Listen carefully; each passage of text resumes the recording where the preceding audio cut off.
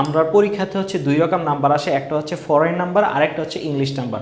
এখন foreign number বলতে কি বোঝানো হচ্ছে, দেখো ফরেন নাম্বার বলতে হচ্ছে কিছু হচ্ছে ফরেন ল্যাঙ্গুয়েজ, বলতে গেলে ইংলিশের বাইরে যে ল্যাঙ্গুয়েজগুলো আছে যেমন গ্রিক, ল্যাটিন, ফ্রান্স, এই ভাষাগুলো যেগুলো আছে এগুলোর ক্ষেত্রে হচ্ছে আমাদের পরীক্ষাতে আসে। এগুলো এক বচন থেকে বহু বচন কী হবে বা বহু বচন থেকে এক বচন কী হবে, এগুলো আমাদের পরীক্ষাতে আসে। আবার হচ্ছে ইংলিশ নাম্বার বা ইংলিশ যে শব্দগুলো আছে এগুলার মানে এক বচন কী হবে, বহু বচন, সিঙ্গুলার, প্লুরাল কী হবে, এগুলো আমাদের পরীক্ষাতে আসে। তো এই ক্ষেত্রে হচ্ছে তোমরা হচ্ছে মার্ক করে রাখো যে কোনটা সবচেয়ে বেশি ইম্পর্টেন্ট হবে, কোনটা সবচেয়ে বেশি। এই যে ফরেন নাম্বার আছে এটা পরীক্ষাতে সবচেয়ে বেশি আসে এবং এটা হচ্ছে 90%, এটা থেকে হচ্ছে 90% পরীক্ষাতে আসবে। এই ফরেন নাম্বার থেকে পরীক্ষাতে যদি আসে 90% আসার সম্ভাবনা, এবং এটা খুবই গুরুত্বপূর্ণ। আর এটা হচ্ছে তোমার 10% ধরে রাখতে পারো, হ্যাঁ 10%, এটা থেকে আসার সম্ভাবনা হচ্ছে 10% পরীক্ষাতে।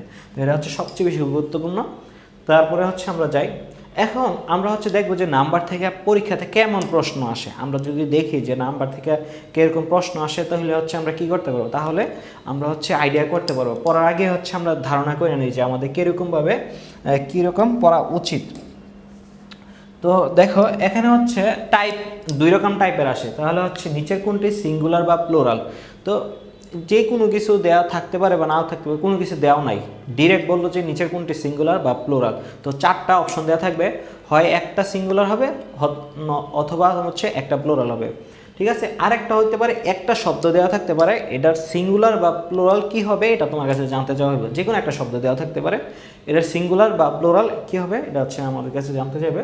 তো আমরা হচ্ছে এরকম একটা প্র্যাকটিস দেখি যে হুইচ ওয়ান ইজ প্লুরাল, হ্যাঁ হুইচ ওয়ান ইজ প্লুরাল। এখানে দেখো কিছু দেওয়া নাই, এখানে কোনো শব্দ দেওয়া আছে, কিছু দেওয়া নাই, শুধু চারটা অপশন দেওয়া আছে। এই চারটা অপশনের মধ্যে তিনটা সিঙ্গুলার আছে, একটা প্লুরাল আছে, ঠিক আছে। এখানে প্লুরাল কোনটা, এটা হচ্ছে আমাদের প্লুরাল, আর বাকি তিনটা হচ্ছে সিঙ্গুলার, এই তিনটা হচ্ছে সিঙ্গুলার।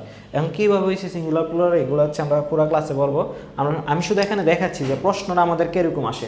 দেখো which is the plural of phenomenon, দেখো এখানে শুধু একটা অর্থ মানে একটা শব্দ দেওয়া আছে, একটা শব্দ দেওয়া আছে, এই শব্দটা কী হবে, সিঙ্গুলার বা প্লুরাল কী হবে। তো এটা প্লুরাল হবে হচ্ছে এই যে ফেনোমেনা, যেটাতে আছে আছে এই যে ফেনোমেনা। এগুলো আমরা ব্যাখ্যা হচ্ছে দেখাবো। তো আমরা হচ্ছে মূল ক্লাসটা শুরু করি, বিসমিল্লাহ।